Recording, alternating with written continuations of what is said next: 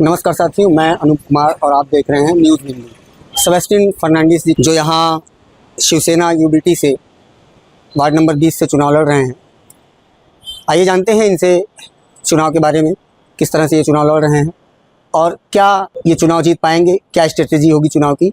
आइए जानते हैं इनसे। बहुत बहुत स्वागत है फर्नांडिस जी आपका। सबसे पहले तो आप अपने बारे में बताएं और परिचय बताएं। मैं सैबी फर्नांडिस उर्फ सेबेस्टियन कार्लोस फर्नांडिस, जो कि मेरे उम्मीदवारी का नाम है, लोग मुझे प्यार से सैबी बोलते हैं। तो सब मैं उद्धव बाला साहेब गढ़ से उम्मीदवारी लिया हूं और मेरा विभाग ड में आता है, जो कि प्रभाग 20 का है। कि जैसे कि बीजेपी का गढ़ माना जाता है, ऐसे में आप यहाँ चुनाव को कैसे अपनी जीत दर्ज करा पाएंगे? क्या रणनीति है इस चुनाव को लेकर के? नहीं, ये आप बोल रहे हैं बीजेपी का गढ़ है, तो हर किसी का गढ़ है ना, हमेशा के लिए नहीं रहता है। देखो, ये शिवसेना का गढ़ है, ये पिछले 20 साल से, ये पूरी शाखा 20 साल से यहाँ पर है, तो मैं बोल सकता हूँ ये हमारा शिवसेना का गढ़ है। बीजेपी का गढ़ अभी हिलाने को हम लोग आए ले ना, हम लोग को इस बार मौका मिला है, पिछली बार नहीं मिला था। तो उनकी रणनीति और हमारी रणनीति में फ़र्क है। हम लोग को सिर्फ, हम लोग का अभ्यास 20 साल का है, आप समझे, पढ़ाई करते हो ना आप, तो अभ्यास हमारा 20 साल का। अभी हम लोग खाली रिवीजन कर रहे हैं। लोग का प्यार, लोगों का हमारे स्नेह सब हमको मिल रहा है। लोग चाहते हैं कि इस बार बदलाव चाहिए, तो जाहिर सी बात है कि सैबी फर्नांडिस उनके घर घर में है, तो सही बात है कि हम लोग उद्धव बाला साहब का ये सीट जरूर जीत के दिखाएंगे। आपने कहा 20 साल का अभ्यास चल रहा है, तो अभी तक कांग्रेस और बीजेपी ही महानगर पालिका के चुनाव में हावी क्यों रही?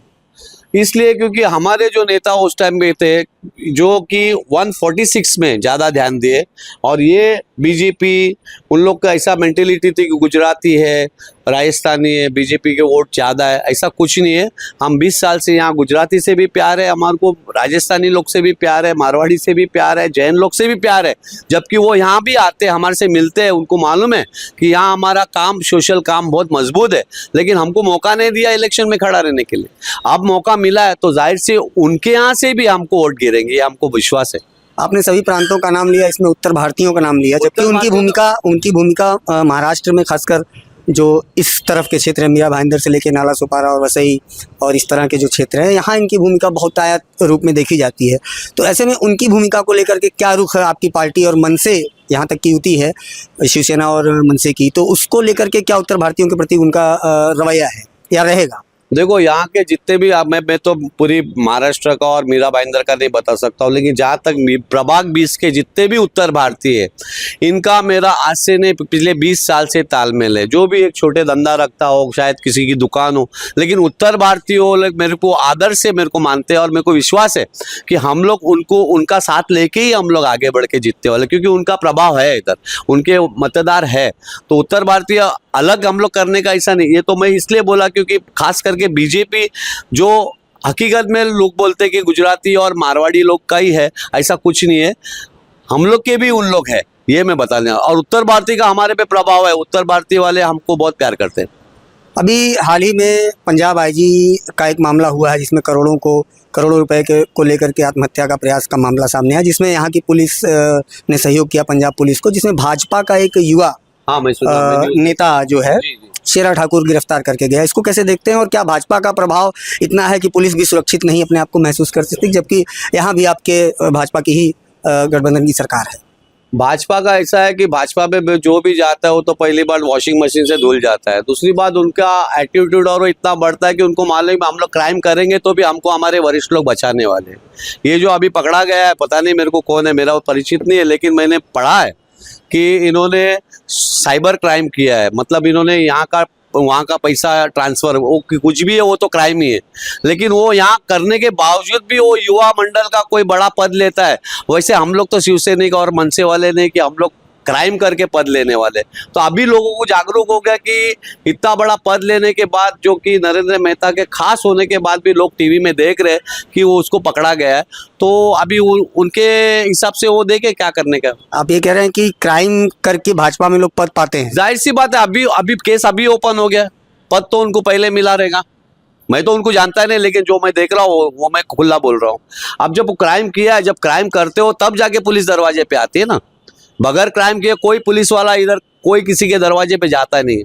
तो क्राइम करने के बाद भी उसके मन में ऐसा था कि बाबा मैं युवा नेता बनूंगा तो शायद मैं आगे जाके बच जाऊंगा, लेकिन ऐसा कुछ बचने वाला नहीं, क्योंकि हिंदुस्तान की जो पुलिस है वो कभी कभी जब किसी के पीछे पड़ती है तो पूरा हाथ डाल के पूरा उसको कोर्ट तक और उसको सजा देने तक दिलाती, इतना यहाँ तक तो मेरा नॉलेज है। एक आखिरी सवाल, अभी हाल ही में क्रिसमस का त्यौहार बीता है। क्रिसमस त्यौहार में बहुत जगहों पर देखने को मिला कि वहाँ तोड़ फोड़ की गई और जो डेकोरेशन के सामान थे वो तोड़े गए जी। तो इसको आप कैसे देखते हैं, और ख़ास करके जो क्रिश्चियन समूह है इस घटना के बाद ये कैसे इसमें सुधार लाया जा सकता है, या इस पर होना क्या चाहिए? आपकी कम्युनिटी को क्या कहना चाहेंगे, या इसको कैसे? सही सवाल किया है। ये जो मैं देखा मेरे को जरा भी अच्छा नहीं लगा, और मेरे को हमेशा देखो हर आदमी को अपने धर्म के ऊपर गर्व है। भले मैं सोशल हूँ, इंडियन हूँ, लेकिन मैं एक कैथलिक के घर में ही पैदा हुआ ना, तो मेरा धर्म भी पहला आता है ना, फिर भी मैं सोशल हूँ। लेकिन ये जो किया वो बहुत गलत किया है, और ये मैं मानसिकता उन लोग की क्या है मेरे को नहीं पता, लेकिन मैं जहाँ तक हमारे पूरे दुनिया में क्रिश्चियन लोग पीस लविंग है। हिंदुस्तान के जितने भी क्रिश्चियन हैं आप जाके एक लाफा मारो उठ के जवाब नहीं देने वाले, वैसे सब नहीं है, मेरे को मारेगा तो मैं 4 दे दूंगा, लेकिन इन क्रिश्चियन लोग बहुत पीसफुल है।